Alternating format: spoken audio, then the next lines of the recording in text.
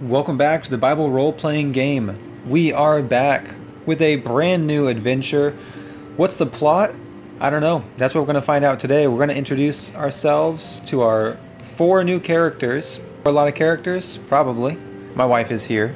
Oh, hello. We're going to have Tav, Eleazar, Elior, and Shimon. So, yeah, I'm excited. It's going to be great. We'll introduce ourselves to the characters, and then we'll figure out what quest they're going to be doing together.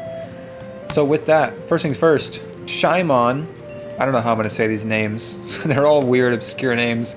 Shimon the Copper Craftsman, very unique. Full name, Shimon Barak. Barak means blessing.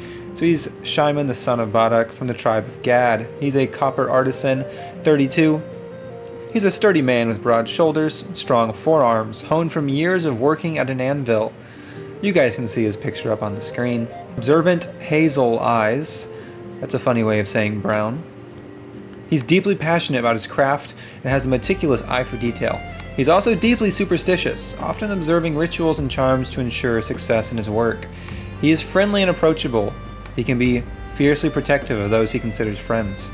He has a wry sense of humor and a tendency to tell elaborate tales about his craft and the history of the trade.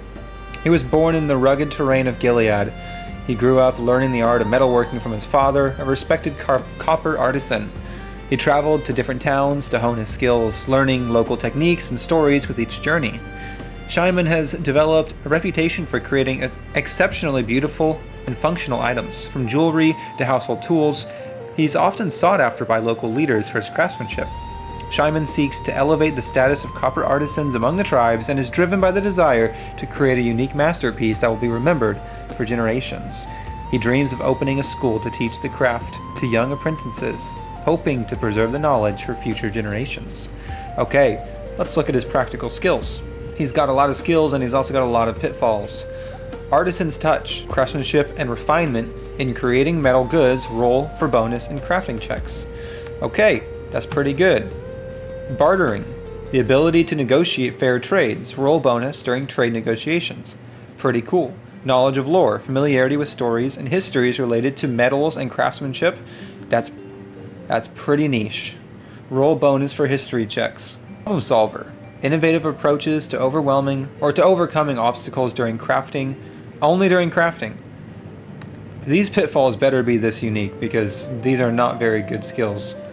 Roll bonus when developing new techniques. Physical dexterity, +1, skilled at intricate work requiring fine motor skills. Okay, and community builder, +3, an ability to foster trust and camaraderie among artisans and traders. Roll bonus during interactions requiring persuasion. That's incredible.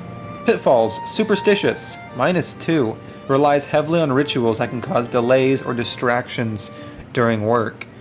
Okay. Distrust of outsiders, -1, hesitant to collaborate outside of his community. You gotta be kidding. Perfectionism, -3, he tends to spend too much time on projects. Limited combat training, -2, he's not skilled in physical confrontations. Easily frustrated, -1, quick to become impatient. Overly generous, you gotta be kidding me.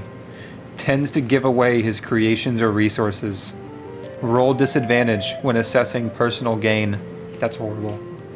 He has an ancestral hammer, giving +1 to crafting rolls. A leather apron, +1 to dexterity while crafting.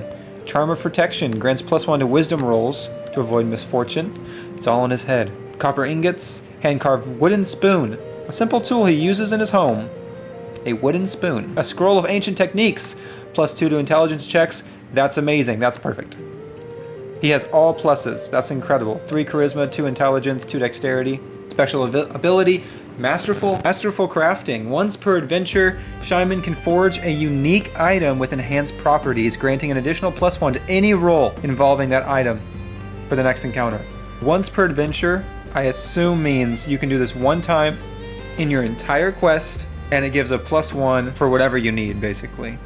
And then his adventure hook. Shimon discovers that a rival artisan has begun stealing his designs and passing them off as his own. As he seeks to reclaim his work, he uncovers a large conspiracy within the trade guilds that threatens all craftsmen in the region, leading him on a journey to protect his community and restore his name. Amazing. Character number 2, Elior, the legal scribe. You can see a picture of him up on the screen, so I won't read all this out loud, but his background, actually his personality. He's meticulous and detail-oriented, often losing himself in the nuances of legal texts and scrolls. However, his obsessive nature can lead him to miss the bigger picture in social situations. He's deeply curious, often questioning traditional practices, which can come off as rebellious. Oh, rebellious bad boy. His highlights include empathy for the downtrodden and a strong sense of justice, while his flaws include a tendency to overanalyze situations and become indecisive. Background. Elior was raised in a modest household in Jerusalem. The son of a respected elder, he was taught the art of scribal law from a young age by his father, who believed in the importance of justice and fair dealings in society. Elior became a proficient scribe and was known for his accuracy in recording legal matters and contracts. His love for learning led him to study under various scholars, broadening his knowledge in the intricacies of Hebrew laws and customs. Motivation. He's driven by a desire to reform the corrupt practices he witnesses among the local magistrates. Elior seeks to uphold the principles of justice and righteousness through his work. He also hopes to write a comprehensive guide on scribal law to empower the common people and protect their rights. Skills. Scribal law mastery. +3 to checks related to legal documents, contracts, and scrolls. That is extremely good. If we had that in the last one, we wouldn't have gotten a C on our song based off of the scrolls. Cursive writing +2 in creating documents. Historical knowledge +2 to legal precedents. Legal precedent and legal documents are like the same thing. Scribal law mastery and historical knowledge means that's like a +5. Negotiation +1 to bargaining and haggling. +1 to research to find obscure texts.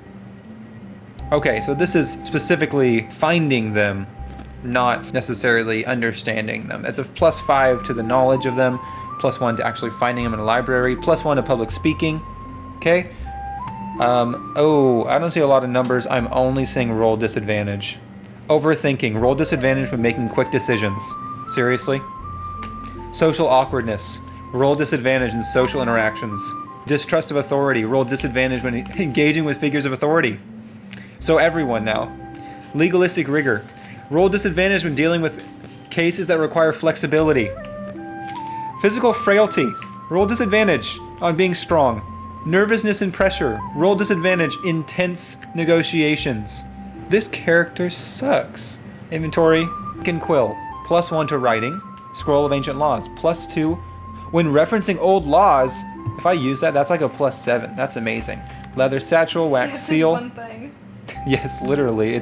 He's horrible at everything unless you bring up the law, in which case he's fantastic. But unless a human brings up the law, in which case he rolls disadvantage. And a simple sand timer.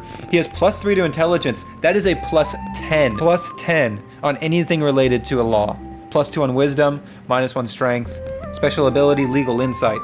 Once per session, Elior can automatically succeed a legal related skill check. So once per area, he can automatically succeed in a legal related skill check. That's it. You don't even roll the +10. I kind of wish this was something else so that it didn't double up. But the adventure hook, Elior has learned of a brewing conflict. Oh my gosh. That's like his thing. Conflict. The thing that kills him. Where among local landowners in Jerusalem, where corrupt magistrate has manipulated land laws to dispossess the poor. He seeks to gather evidence and allies to expose the injustice, hoping to write a petition that could rally the town's populace against the corrupt practices threatening their livelihoods. Okay, well with that, we've discovered 2 of our 4 characters in this upcoming Bible role-playing game series. This has been the Bible role-playing game, available for free on the website, Servants Not Professionals, no account needed.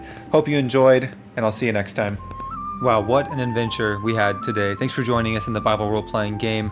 Hope to see you in our next episode. Leave any comments down below about what you think Eliab needs to do next to complete his mission.